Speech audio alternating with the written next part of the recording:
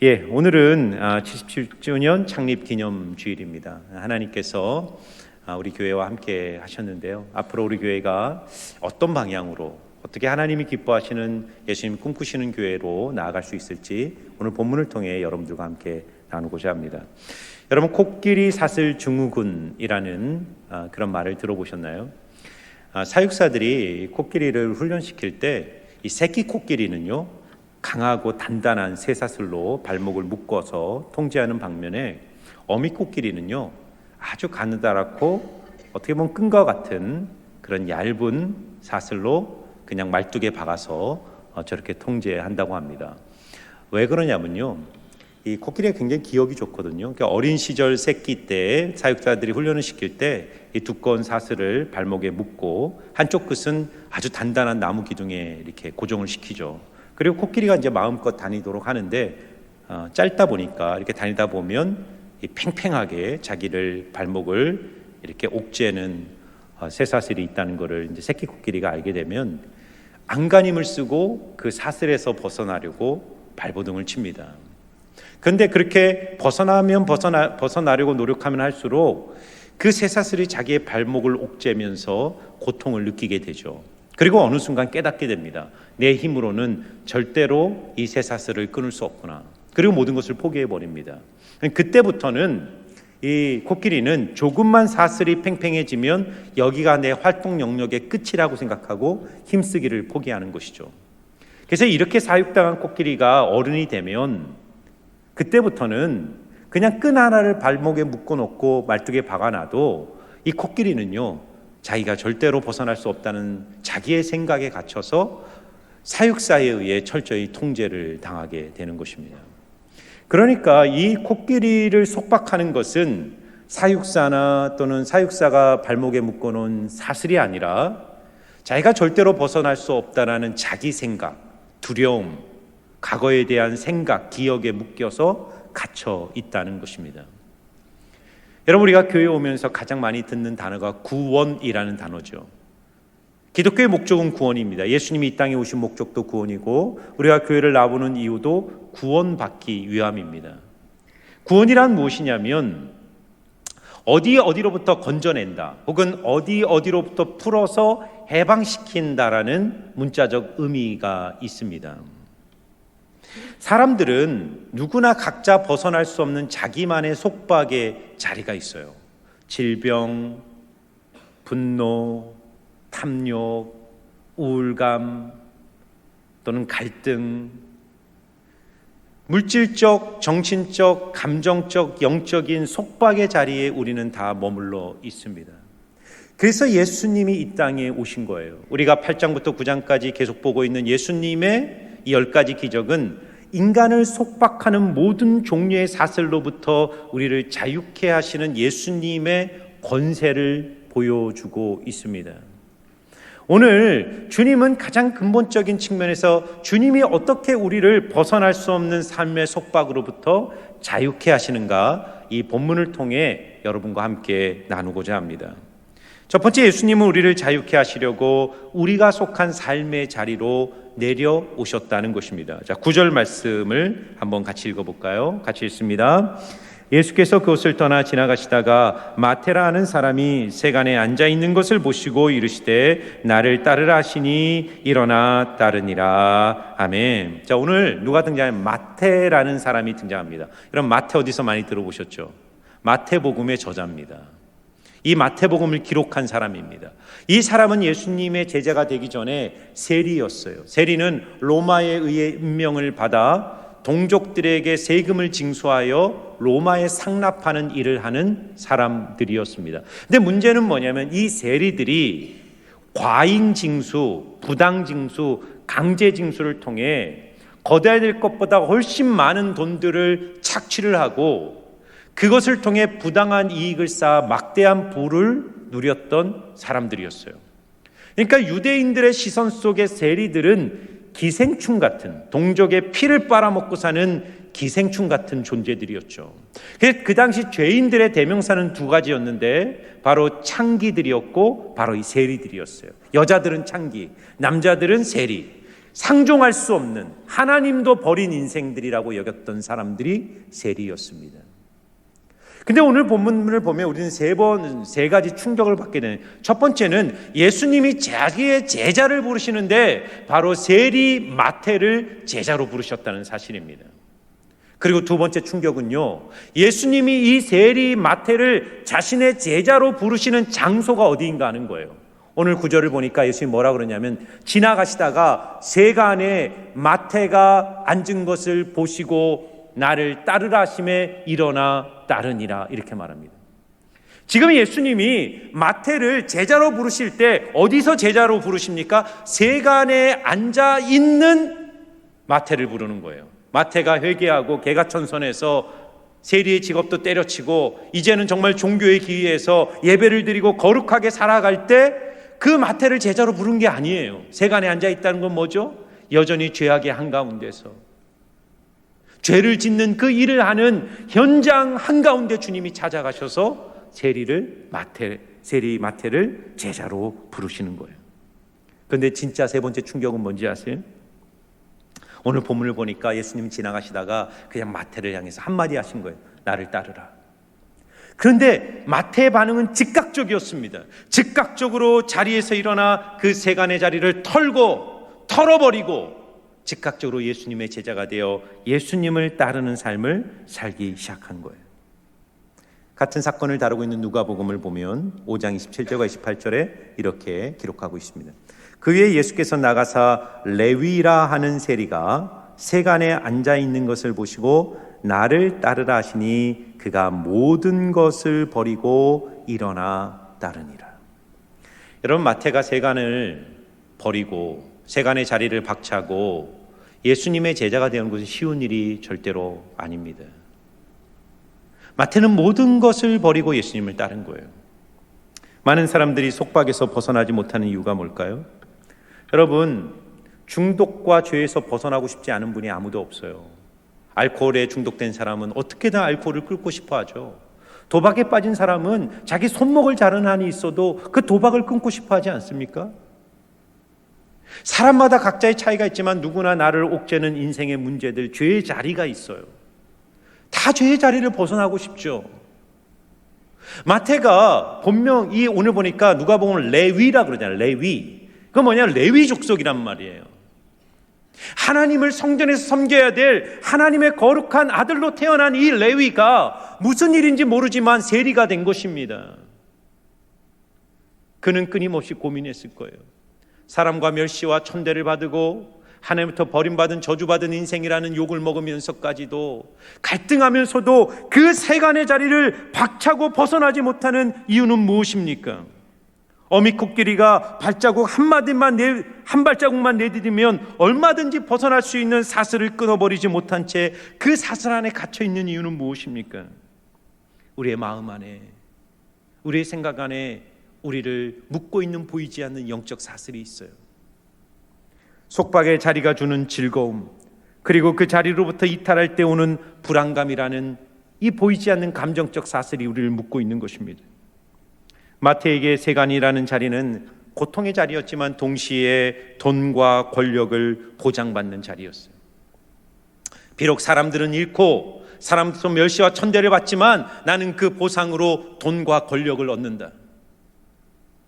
그 돈이 주는 매력, 돈이 주는 안정감, 세상의 권력이 주는 인생의 쾌락적 즐거움을 벗어버리지 못한 채 그는 세간의 자리를 평생 떠나지 못하고 있었던 것입니다. 그런데 그런 마태가 평생 벗어버리지 못했던 이 세간에서 벌떡 일어나 즉각적으로 모든 것을 버리고 예수님을 따를 수 있었던 이유가 뭘까요? 이게 복음의 능력입니다. 정말 복음에 부딪히고 진짜 예수님을 만나고 예수님의 은혜를 아는 순간 우리를 속박하던 모든 죄의 사슬들과 우리를 결박하던 인생의 모든 짐들은 그 즉각적으로 벗겨지는 능력과 기적을 경험하는 거예요. 그것은 무엇입니까? 예수님께서 세간에 앉아 있던 마태를 만나 주셨기 때문이에요. 저는 여기에 열쇠가 있다고 생각합니다. 저는 이것이 기독교가 가지고 있는 복음의 신비한 능력이라고 생각해요. 여러분, 이 세상 사람들이 왜 묶여 사는지 아세요? 왜 사람들이 자유가 없을까요? 이 사회와 이 사회의 모든 시스템은 언제나 우리에게 기준을 제시하고 그 기준에 올라오라고 우리에게 요구합니다. 네가 이 기준에 도달하면 너는 사랑받을 자격이 있고, 너는 인정받을 만한 자격이 있고, 너는 사람으로서의 가치가 있다고 이 사회는 말해요. 가정은 다른가요? 조건 없이 자녀를 사랑한다는 우리 부모들도 무의식 중에 끊임없이 우리 자녀들에게 조건을 제시해요. 너가 이렇게 해야지 내 아들이지, 너가 이렇게 해야지 내 딸이지. 부모는 모르지만 자녀들은 태어나면서부터 부모라는 절대적 존재에게 사랑을 받고 싶어서 그 부모가 요구하는 조건에 도달하기 위해서 몸부림치며 살아가요. 그 조건을 만족시키지 못할 때 부모는 실망하고 자녀는 상처를 받는 일들이 생기는 거예요. 교회는 다른가요? 교회를 와서 신앙생활을 하면서 많은 사람들은 신앙생활이란 하나님이 요구하는 어떤 그 자리까지 올라가는 몸부림이라고 생각해요. 내가 구원받을 만한 자격을 갖춰야지, 내가 더 열심히 노력해야지, 내가 더 열심히 죄를 안 짓고 뭔가 하나님께 사랑받을 만한 자격을 위해서 그렇게 종교적 열정을 가지고 몸부림치며 신앙생활합니다. 그러니까요, 사람은요 둘 중에 하나로 사는 거예요. 척하는 인생 아니면 막 가는 인생입니다. 척하는 인생이 뭘까요? 오늘 바리새인과 서기관 같은 사람들이죠. 정말 자기의 실체를 인정하지 않은 채 하나님이 요구하는 기준에 도달하기 위해서 그렇게 살 수 없으니까 종교적인 포장으로 자기를 위장하면서 그렇게 사는 것처럼 척하며 사는 거예요. 그러니까 그렇게 척하며 사는 사람들은 그렇게 살지 않는 사람을 볼 때 비난하는 거예요. 예수님 어떻게 저런 죄인들과 함께 식사를 합니까? 어떻게 세리의 친구가 됩니까? 저 벌레 같은 인간들하고 어떻게 주님은 함께 하십니까? 세리와 창기들, 예수님이 친구하셨던 죄인들은 막 가는 인생들이었어요. 절대로 하나님의 기준에 도달할 수 없는 자신들의 무력한 삶을 보면서 그들은 절망했고 그 절망 속에서 인생을 자포자기하며 살았던 거예요. 그런데 여러분, 복음이 왜 한 사람의 인생을 근본적으로 바꾸기 시작하는지 아십니까? 파격적 사랑이에요. 파격적 사랑. 한 번도 세상에서 경험해 보지 못한 그 절대적 추앙과 사랑과 은혜를 하나님으로부터 경험하는데, 그것은 뭡니까? 예수님이 나의 과거를 따지지 않고 현재 내 모습이 무엇인지 묻지 않고 있는 모습 그대로 지금 나를 수용하시고 사랑하시고 아껴주시고 있는 모습 그대로 나를 받아들여 주신다는 사실이에요. 예수님은요 과거에 관심이 없어요. 여러분, 우리는 과거에 묶여 살죠. 많은 사람들이 자신의 과거 때문에, 현재의 실패한 내 모습 때문에 주님 앞에 나오는 것을 두려워해요. 그런데 예수님은요 우리의 과거나 현재를 따지지 않습니다. 여러분, 베드로가 3번 예수님 부인하잖아요. 부인한 정도가 저주했죠. 예수 같은 사람 모른다.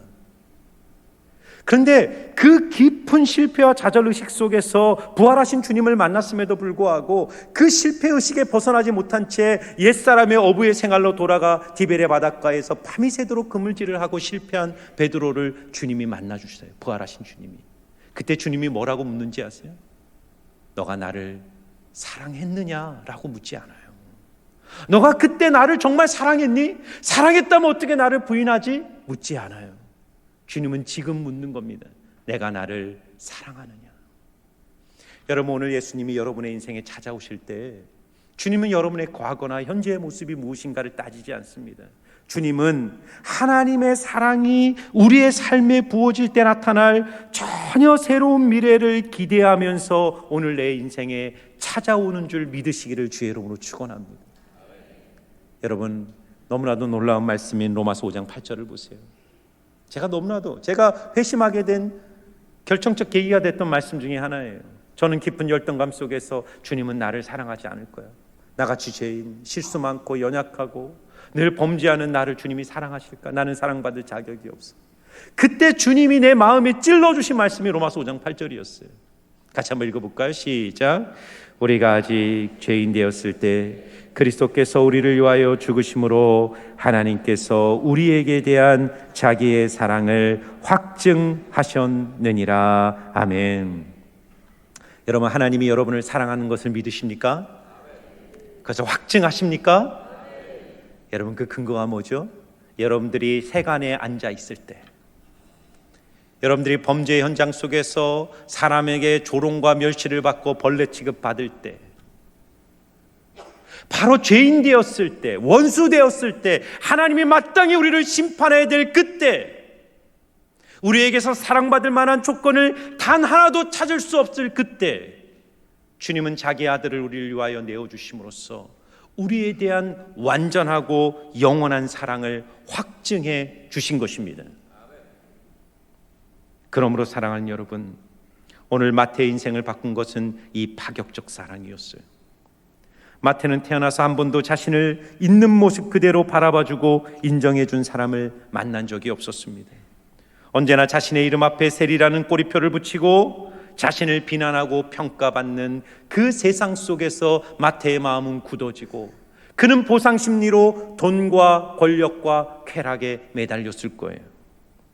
그런데 어느 것도 평가하지 않고 어느 것도 강요하지 않고 그냥 세간에 앉아있는 내 존재 자체를 사랑해 주시는 그 예수님을 만났을 때 그의 내면을 붙들고 있던 견고한 죄의 성벽들은 무너져 내리기 시작했던 것입니다.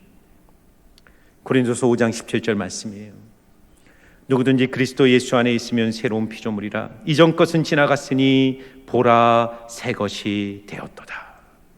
여러분, 약속이 뭐죠? 누구든지입니다. 누구든지. 예외가 없어요. 내가 지금 어떤 자리에 있든지, 내가 지금 과거에 어떤 삶을 살아왔든지, 내가 지금 어떤 모습으로 주님 앞에 서 있든지, 누구든지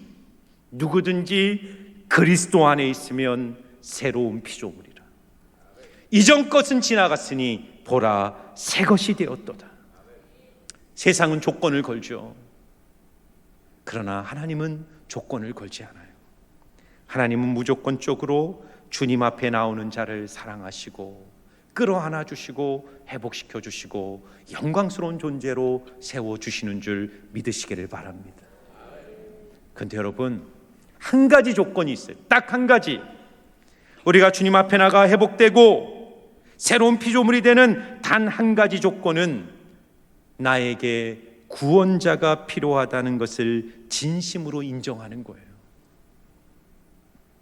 여러분, 오늘 본문의 결론이 12절이에요. 주님 왜 이 말씀을 하신지 생각해 보세요. 예수님이 세리와 창기들과 함께 어울려서 식사를 하니까 바리새인과 서기관과 종교인들이 예수님 비난합니다. 예수님 어떻게 저런 사람들하고 식사를 합니까? 그때 그 말씀을 들으신 예수님이 사람들에게, 바리새인들에게 이 말씀을 하세요. 12절이에요. 예수께서 들으시고 이르시되 건강한 자에게는 의사가 쓸데없고 병든 자에게라야 쓸데있느니라. 여러분, 바리새인들은 건강한 자입니까? 세리들은 병든 자입니까? 그래서 예수님은 바리새인들에게는 필요 없는 분이고 이 세리들과 창기들에게만 필요한 분이 예수님입니까? 바리새인들은 건강한 자들이 아니었어요. 건강하다고 착각하는 사람들이죠. 세상에는 두 종류의 죄인이 있는 거예요. 자신이 죄인이란 것을 아는 죄인과 자신이 죄인이란 것을 모르는 죄인이 있을 뿐이에요. 여러분, 복음이 복음으로 들리십니까? 복음이 뭐죠? 굿뉴스예요. 온 세상에 미칠 큰 기쁨의 소식이 복음입니다. 예수님이 나를 위해 이 세상에 오셨고 그분이 나를 위해서 십자가에 죽으셨고 그분이 나를 위하여 부활하시고 오늘 내 마음에 성령으로 함께 하신다는 이 소식이 복음이란 말이에요. 이 복음이 주일마다 선포되는데 그 복음을 들을 때 여러분 감격합니까? 마태처럼 그 복음 때문에 내 인생을 결박하던 모든 죄의 속박을 끊어버리고 털고 이너라 주님의 제자가 되어 주님을 따라갑니까? 진짜 복음은 혁명적인 거예요. 평생을 바꾸지 못했던 마태의 삶을 근본적으로 바꿔내는 게 복음이에요. 왜요? 복음이 복음으로 들렸기 때문이에요. 마태는 그렇게 파격적으로 레디컬하게 주님께 반응하지만 똑같은 복음을 듣는 바리새인과 서기관들은 왜 예수님의 복음 앞에 시큰둥하죠? 시큰둥하는 정도가 아니라 예수를 모욕하고 예수를 죽이려 하죠. 그들은 자신들이 건강하다고 생각하니까, 그들은 자신이 의인이라고 생각하니까, 나는 예수가 필요 없다고 생각하니까 교회를 나와도 예배를 드려도 복음이 복음으로 들리지 않는 거예요. 그냥 나의 적당한 어드바이스를 받고 교회에서 적당한 좋은 교훈을 받아서 그 교훈 가지고 내가 가서 좀 예의 있게 종교적으로 조금 선하게 살면 그게 신앙의 전부라고 생각하면 안 돼요. 그런 게 아닙니다. 우리는요, 사망의 병에 걸린 사람들이에요.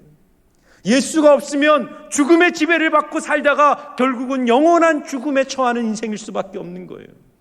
생사를 결정하는 문제 앞에 어디서 내가 살아날 수 있을까를 전전긍긍하며 고민하는 인생 속에 어느 날 예수님이 내 인생의 죄의 문제를 해결하시고 나를 구원하셨고 죄를 이기게 하시고 하나님의 백성으로 살게 하시는 길을 열어주셨다는 예수 복음의 소식이 들릴 때 마태와 같은 전인격적 반응으로 주님 앞에 나가는 삶들이 일어나기 시작하는 거예요. 사랑하는 성도 여러분, 정직하게 자신을 직면하시기를 주의 이름으로 축원합니다. 정직하고 진실하게 나를 봐야 돼요. 그리고 내가 정말 예수님이 필요한 존재라는 것을 주님 앞에 겸손하게 인정하고 나가세요. 누구든지 목마르거든 내게로 와서 마시라. 여러분의 목마름과 병듦과 가난함과 죄인됨을 인정하여 주님 앞에 나갈 때 오늘 나를 새롭게 하시는 넘치는 하나님의 긍휼의 강이 여러분의 인생에 부어지는 놀라운 기적을 경험하게 될 줄 믿습니다. 두 번째는요, 주님이 어떻게 우리를 속박으로부터 자유케 하냐면 죄인의 친구가 되어 주시는 겁니다. 여러분, 오늘 세간에 앉은 마태를 향해 주님이 나를 따라오너라 하신 후에 예수께서 마태를 어디로 데려고 가시는가를 주목해 보시길 바랍니다. 자, 10절인데요. 자, 10절 말씀 한번 같이 읽어보겠습니다. 시작. 예수께서 마태의 집에 앉아 음식을 잡수실 때 많은 세리와 죄인들이 와서 예수와 그의 제자들과 함께 앉았더니, 여러분, 당연히 우리는 예수님께서 세속에 물든 세리 마태를 변화시키기 위하여 그를 영성훈련의 자리로 인도할 거라고 생각합니다. 회당으로, 예배의 자리로, 기도의 자리로 전도훈련을 시키고 금식훈련을 시키고 사역을 맡기고, 그러나 여러분, 예수님이 마태를 부르신 후에 예수님은 그 마태를 따라 그의 집에 들어가세요. 그리고 마태가 자신의 집으로 초대한 같은 부류의 죄인들과 어울려 식탁에 앉아 먹고 마시며 잔치를 벌이는 거예요. 여러분, 예수님의 공생의 사역의 80%는 먹고 마시는 거였다는 걸 아셔야 돼요. 예수님은요, 죄인들과 어울리는 걸 너무 좋아했어요. 마태를 부르시고 마태와 함께 그의 집에 가셔서 같은 세리들, 창기들, 세상에 멸시받는 자들을 다 초대한 후에 그들과 함께 잠치와 축제를 벌이는 것입니다. 예수님이 얼마나 포도주를 즐기고 먹는 걸 좋아하셨는지 바리새인과 서기관들이 예수님의 별명을 붙여줬는데 먹기를 탐하고 술을 즐기는 자라고 예수님을 조롱할 정도였어요.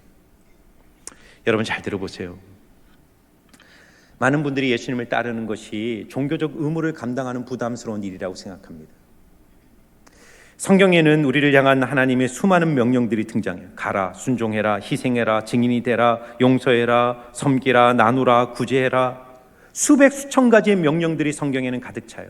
그래서 교회를 나오고 성경을 읽고 말씀을 들으면서 많은 분들을 예수를 따르는 것은 내가 뭔가를 해야 될 종교적 의무의 짐을 지는 거라고 생각합니다. 그러니까 제자의 삶 노, 그냥 적당한 종교인으로, 썬데이 크리스찬으로 난 이렇게 예수님이 주시는 혜택만 누리며 살 거야 라고 생각해요. 여러분, 정말 잘못된 오해입니다. 예수님이 우리를 향해 나를 따르라, 나의 제자라가 되라고 할 때 주님이 우리에게 주고자 하는 가장 큰 열망은 뭐냐면 나와 함께 먹고 마시자라는 거예요. 나와 함께 먹고 마시자.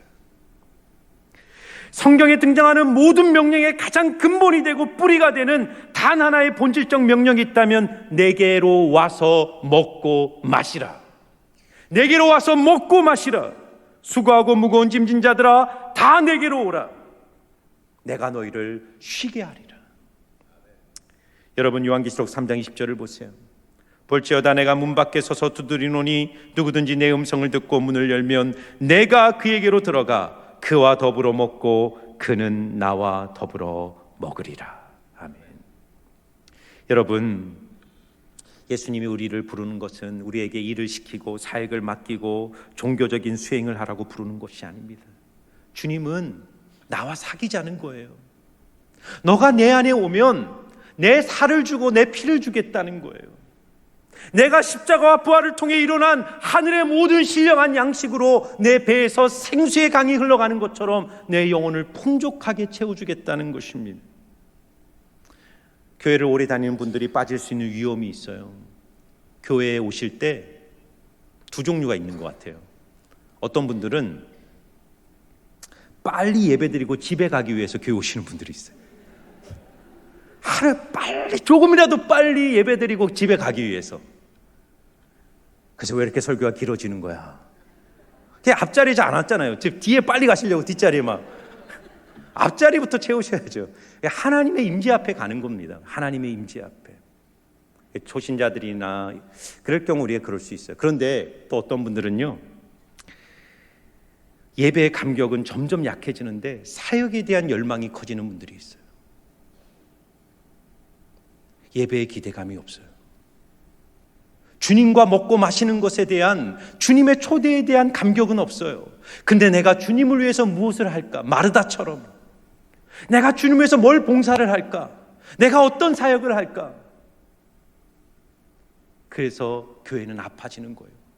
내 신앙도 아파지고 교회도 아파지는 겁니다. 사역이 너무너무 중요해요. 마르다와 같이 주님을 섬기는 사람들이 필요합니다. 그러나 먼저 마리아가 돼야 돼요.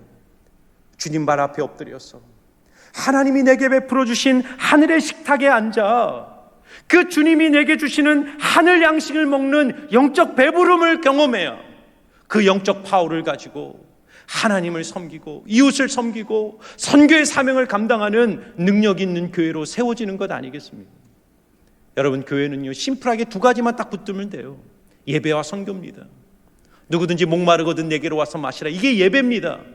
그리하면 내 배에서 생수의 강이 흘러가리라. 이게 선교입니다. 내 목마름을 인정하고 나의 가난함을 인정하고 나의 병듦을 인정하고 겸손한 마음으로 하나님 앞에 나가 예배를 회복하고, 그래서 주님이 부어주시는 엄청난 은혜와 긍휼이 내 마음에 흘러넘쳐 이 감당할 수 없는 긍휼의 마음이 나를 넘어 이웃에게 흘러가요. 그러니까 오늘 마태를 보세요. 마태가 그렇게 세간에 앉아 그렇게 많은 돈을 쌓고 세상의 쾌락을 누리면서도 누릴 수 없는 기쁨과 만족, 그 목마름과 가난함이 예수님의 사랑에 부딪히는 순간 해갈이 되는 거예요. 한 번도 용납받지 못했던 자기가 하나님 앞에 용납받고 하나님의 제자가 되었다는 그 감격이 자신의 내면에서 흘러넘치자 뭘 합니까? 친구들을 초대하잖아요. 자기와 같은 절망에 매여있던 친구들을 초대하고 그 하늘의 식탁에 사람들을 불러서 이 하나님의 은혜를 함께 나누는 선교적 삶을 살아내는 것 아닙니까? 선교와 전도는 이렇게 해야 돼요. 예수님께서 마가복음 1장을 보면 갈릴리 바닷가에서 베드로와 안드레, 야고보, 요한을 부르면서 내가 너희를 사람 낚는 어부가 되게 하리라. 그래서 이 말씀을 많은 분들이 생각할 때 어부가 된다는 것을 많은 분들은 낚시질로 생각해요. 낚시질이 아니라 그물질입니다. 낚시질과 그물질의 차이가 뭐죠? 낚시질은 혼자 하는 거예요. 미끼를 던져서 낚는 거죠. 속여서 물고기를 낚는 겁니다. 그물질은 달라요. 그물질은 공동의 작업입니다. 바다 밑에 거대한 그물을 깔고 공간을 만들어주는 거예요. 물고기들이 들어와 자유롭게 놀 수 있는 공간을 만든 후에 때가 되었을 때 함께 그물을 들어 올려서 물고기들을 끌어올리는 거예요. 그 그물이 뭔지 아세요? 성도들이 공동체 안에서 맺어가는 긍휼과 사랑의 관계라는 망이에요. 성도들이 하나님의 사랑 안에서 서로 사랑하고 긍휼히 여기고 수용하고 인정하고 그런 새로운 공동체를 세상에 보여주기 시작할 때 마태와 같이 변화되는 사람들이 나오기 시작해요. 왜요? 세상은 그런 사랑을 절대로 경험하지 못하니까. 세상은 조건을 따지고 외모를 따지고 사람들의 겉모습으로 판단하고 평가하고, 그런데 교회라는 곳에 가봤더니 있는 모습 그대로 나를 사랑해주고 있는 모습 그대로 나를 수용해주는 그런 파격적 사랑 안에서 하나님의 사랑을 경험하기 시작하는 거예요. 그래서 여러분 요한복음 13장 34절과 35절을 보시기 바랍니다. 우리 한 목소리 한번 읽어볼까요? 같이 읽습니다. 시작. 새 계명을 너희에게 주노니 서로 사랑하라. 내가 너희를 사랑한 것 같이 너희도 서로 사랑하라. 너희가 서로 사랑하면 이로써 모든 사람이 너희가 내 제자인 줄 알리라. 아멘. 여러분, 교회의 선교 전략, 전도 전략은 심플해요. 간단합니다. 예배가 회복되는 거예요. 그것은 뭡니까? 내가 너희를 사랑한 것 같이 주님의 긍휼을 경험하는 거예요. 그래서 여러분, 교회는요, 예배의 가장 중요한 두 가지 행위는 먹는 행위인데, 이 설교는 말씀을 먹음으로써 예수님과 누리는 교제고, 성찬은 떡과 잔을 먹음으로써 예수님과 누리는 교제입니다. 우리는 이 설교와 성찬을 통해 내 인생에 찾아오시는 하나님의 긍휼을 먹는 거예요. 그게 내 안에 흘러넘치는 겁니다. 그러면 어떻게 해야 될까요? 떡과 잔이 찢어지고 부어지는 것처럼 나도 내 삶을 찢고 내 삶을 부어 하나님의 긍휼을 세상에 흘려보내겠다는 거예요. 그래서 여러분, 77주년을 통해 제가 여러분을 통해 여러분에게 우리 교회의 방향성을 말씀드리고 싶은 것이 있어요. 교회는요, 건강한 선교적 소그룹으로 세워져야 돼요. 여러분, 믿지 않는 이웃들을 이 자리에 데려나오면 그분들은 영적 미각이 없기 때문에 말씀을 통해, 성찬을 통해 하나님의 사랑과 긍휼을 느낄 수가 없습니다. 먼저 하나님의 긍휼과 하늘의 식탁의 배부름을 아는 자들이 자신의 삶을 오픈하여, 아까 말했죠, 성도들의 교제라는 관계망을 오픈하여 정말 그들에게 조건 없이 베푸는 식탁을 만들어서 믿지 않는 이유를 초대하고 성도들이 맺어가는 아름다운 사랑의 관계를 보여줌으로써 하나님 안에서의 삶이 얼마나 놀랍고 풍성한 것인가를 보여줌으로써 사람들을 하늘의 식탁의 자리로 서서히 인도하는 것입니다. 오늘 본문의 결론 23절, 이 말씀을 읽고 오늘 말씀을 마칩니다. 우리 같이 한번 읽어볼까요? 같이 한 목소리 읽습니다. 시작. 너희는 가서 내가 긍휼을 원하고 제사를 원하지 아니하노라 하신 뜻이 무엇인지 배우라. 나는 의인을 부르러 온 것이 아니요 죄인을 부르러 왔노라 하시니라. 아멘. 주님 우리에게 원하는 것은 제사가 아니래요. 종교적인 형식이 아니라는 겁니다. 종교 활동이 아니라는 거예요. 주님이 우리가 배우기를 원하는 건 긍휼입니다. 예배를 통해 십자가에서 나에게 조건 없이 베풀어 주신 예수님의 긍휼을 배워야 돼요. 그리고 우리도 나가서 예수님처럼 긍휼을 베푸는 자가 되셔야 됩니다. 여러분 주변에 마태와 같이 길을 잃고 방황하는 영혼들이 있어요. 친구가 되어 주십시오. 초대하십시오. 여러분의 삶 안으로 초대하십시오. 그리고 여러분이 받은 은혜를 간증하고 삶으로 나누어 주면서 예수님처럼 긍휼을 전하는 사람이 되세요. 이게 기독교의 핵심입니다. 주님의 긍휼을 체험하고 그 긍휼을 나누며 살 때, 이게 바로 그리스도인으로서 살아가는 삶의 핵심인 줄 믿습니다. 오늘 우리 같이 한번 주신 말씀을 붙들고 함께 기도하며 나갑니다. 두 손 한번 모으시고요. 마태를 부르신 예수님, 세간에 앉아있던 마태를 제자로 부르신 것처럼 주님은 우리가 있는 모습 그대로 주님 앞에 나오기를 원합니다. 내 모습이 어떠하든지, 내 과거가 어떠하든지, 지금 내 현재가 무엇이든지 그냥 있는 모습 그대로 주님 앞에 나가면 됩니다. 주님, 저에게 하늘의 긍휼과 사랑을 부어주셔서 그리스도 안에 새로운 피조물로, 이전 것은 지나갔으니 보라 새 것이 되었도다 하셨사오니 내 안에 하나님의 긍휼로 나를 빚으사 새로운 작품, 새로운 피조물로 나를 세워주십시오. 그리고 하나님의 긍휼로 나도 이웃을 섬기고 사랑할 수 있는 예수의 증인 되게 해주십시오.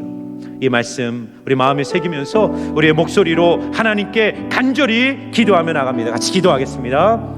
아버지 하나님, 오늘 이렇게 은혜의 자리에 우리를 부르셔서 정말 말씀 앞에 세워주시니 감사를 드립니다. 하나님, 주님의 긍휼이 우리 성도님들의 마음속에 아낌없이, 제한 없이, 한량없이 부어져서 그 사랑으로 인해 다시 일어설 수 있도록, 아버지, 주님 앞에 나가는 자마다 이전 것은 지나갔으니 보라 새 것이 되었도다 말씀하신 주님, 우리의 자격이나 조건이 아니라 오직 은혜를 의지하여 주님 앞에 섭니다. 십자가 안에서 우리를 위하여 모든 것을 내어주신 예수의 사랑이 우리 성도님들의 영혼과 마음을 아버지 붙들게 하여 주시고, 이제 우리도 긍휼의 사람, 긍휼의 공동체가 되어 이 땅에 잃어버린 영혼들 예수께로 인도하는 건강한 아버지 선교적 소그룹으로 세워지는 교회 되게 하여 주시옵소서. 하나님, 주님의 긍휼이 우리 마음에 임할 때 조건 없이 우리를 용납해 주시고 그리스도 안에서 가장 존귀한 작품으로 새롭게 하여 주시는 주의 은혜를 우리가 경험하고 누리게 하여 주시기를 간절히 원합니다. 하나님, 그래서 그 긍휼을 세상에 흘러보내 우리가 가는 곳마다 찢기고 상한 영혼들이 파격적인 하나님의 사랑에 부딪힐 때마다 그 인생이 바뀌고 그 영혼이 변화되어 주께로 돌아오는 회심의 역사들 일어나게 하여 주시옵소서. 감사를 드리며 예수님 이름으로 기도하옵나이다. 아멘.